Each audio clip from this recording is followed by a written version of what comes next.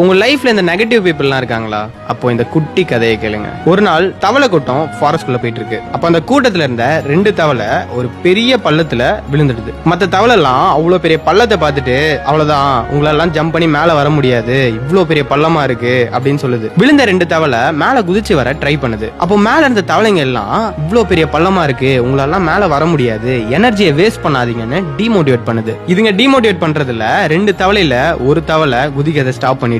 2வது தவளை குதிச்சுட்டே இருக்கு. மேல இருக்க தவளை எல்லாம் எனர்ஜி போய் செத்துற போற அப்படின்னு சொல்லுதுங்க. ட்ரை பண்ணிட்டே இருந்த அந்த தவளை எப்படியோ குதிச்சு மேல வந்துருது. இப்பதான் ஒரு பெரிய ட்விஸ்ட். மேல வந்த அந்த தவளைக்கு காது கேட்காத அந்த தவளை மேல என் ஃப்ரெண்ட்ஸ் எல்லாம் என்கரேஜ் பண்றாங்க, எப்படியாவது போயிடணும்னு அந்த ஒரு வெறியில மேல வந்துருச்சு. ஆனா கீழே இருக்க அந்த தவளை இவங்க நெகட்டிவிட்டியில இன்ஃப்ளூயன்ஸ் ஆகி பண்ணாமே விட்டுருது. நம்ம லைஃப்லயும் இந்த நெகட்டிவ் பீப்புள்லாம் இப்படிதான். 1000 சொல்லுவாங்க, உன்னால பண்ண முடியாது, நீ எல்லாம் அதுக்கெல்லாம் லாய்க்கு இல்ல.